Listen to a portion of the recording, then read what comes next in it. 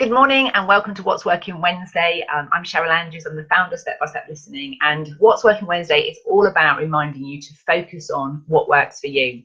And for me, it's the thing that I've been working with a lot of clients with this week that's reminded me is to actually pay attention to the rules, the beliefs that you have that are the foundation, if you like, to the decisions that you're making. Those of you know I'm doing the Sponsored Slim, so a lot of the decisions I'm making right now are about what to eat or not to eat, when to exercise, when not to exercise, and just generally about my whole well-being, my mental health, and how I'm thinking and feeling about food, because I've been working on this now for 20 years.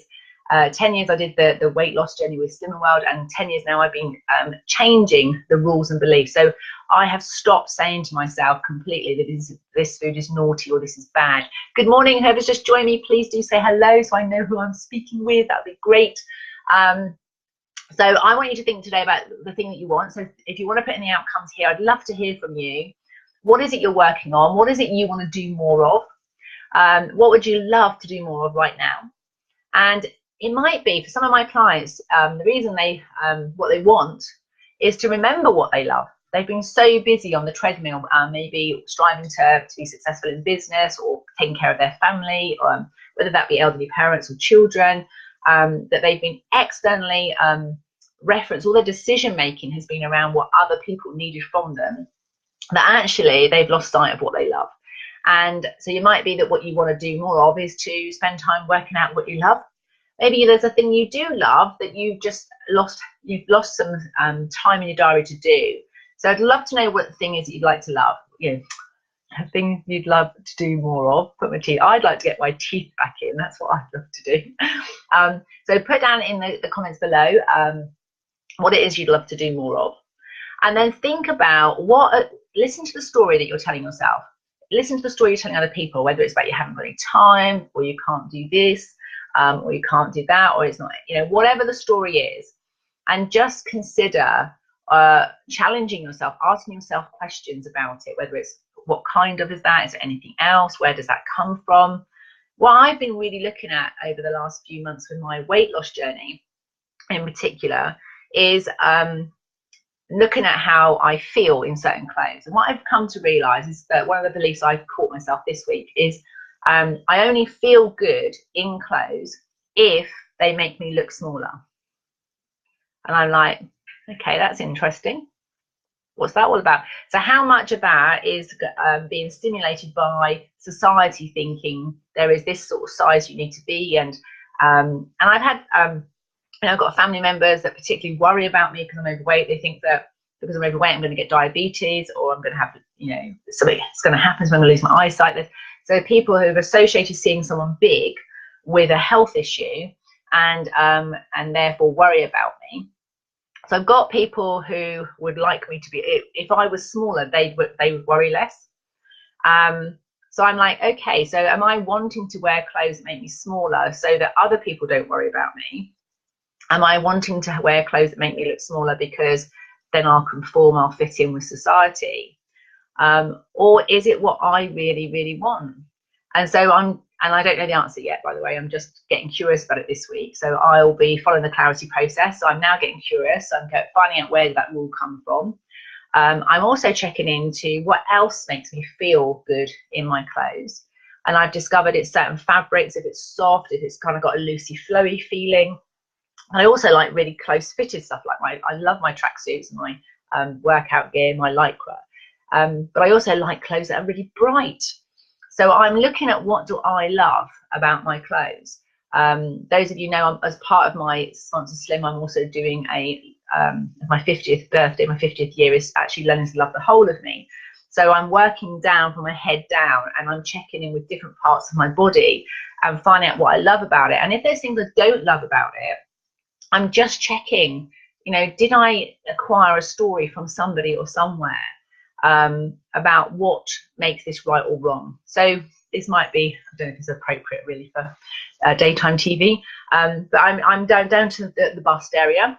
And one of the things that I know is that when I lose weight, I have no bust, or at least that's what happened prior to having children. So I'm pretty sure. And what I realized that I had a rule or a belief is that I'm feminine and more feminine. I feel more feminine when I have a bust. And so part of the reason I haven't lost weight up to now is because I didn't want to lose my bust. And then because I associated that with losing my femininity. So I've had to challenge that rule, that belief. And so I'm catching that rule and thinking, okay, is that true? And so I'm looking at all the other ways that I feel feminine, I look feminine. So things like my hair, my makeup, my nails. There's lots of other things that I can do. And it's also the kind of clothes I wear. So those of you know my 3 words I'm looking is to be stronger, more elegant and lighter. So I want you to think about what are the rules, and it's when you start really listening to yourself without judgment and you start really paying attention to the rules, it's, for me, it's like a separating process. It's like, okay, so I have this rule, does it still serve me? So for me, believing that if I lose weight and I lose my bust, I'm not going to be very feminine, doesn't serve me, because I want to be lighter. So it's in opposite to the thing that I want to achieve. So if what I want is to be lighter, and I talk about the power of and in the book, and I want to be feminine and elegant and strong and lighter, I have to look at what rules or beliefs do I have to have in order for that to happen. I have to challenge where those things have come from. And for me and many of my clients is that as human beings, we're stimulated by our internal thoughts and our external things that happen externally. I am very much influenced by what goes outside, as all of us are.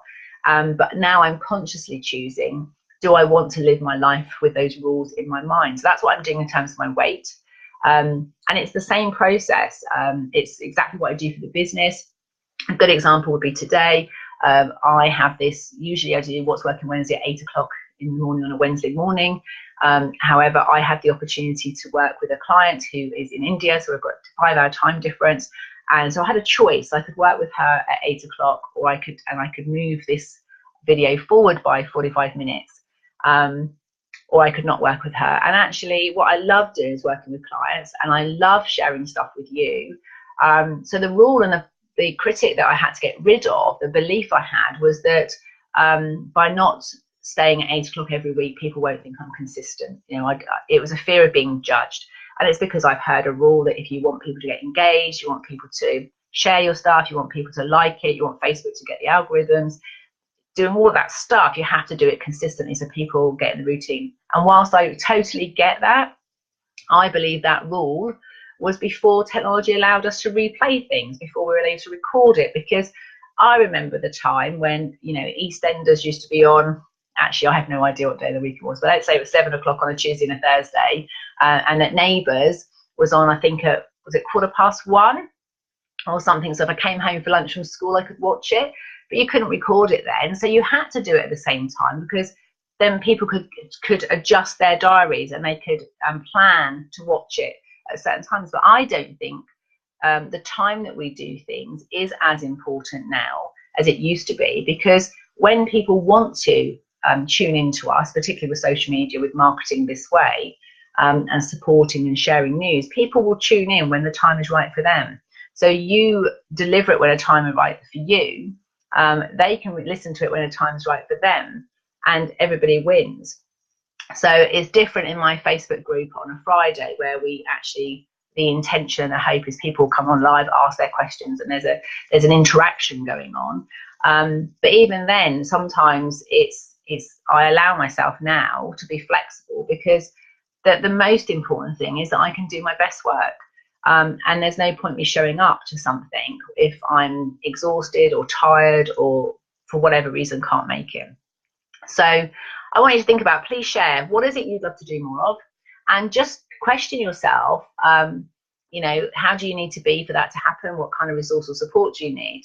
And be curious whether or not there are any rules or beliefs that you have, and just check whether they're still valid or not. Okay. We can pick up rules that were absolutely valid for us when we were 4 years old, but they're not now at 50. We can pick up rules that are absolutely valid in one particular context or environment, but they're not valid now. So it's just thinking about, you know, the story you're telling yourself. It's a bit like us all discovering these fairy tales aren't very good from a female point of view, and some of the underlying messages that these fairy tales are actually sowing the seed into the subconscious, we're starting to realize that these are seeds that we've been sowing into our children, into our families through the hidden messages within the system.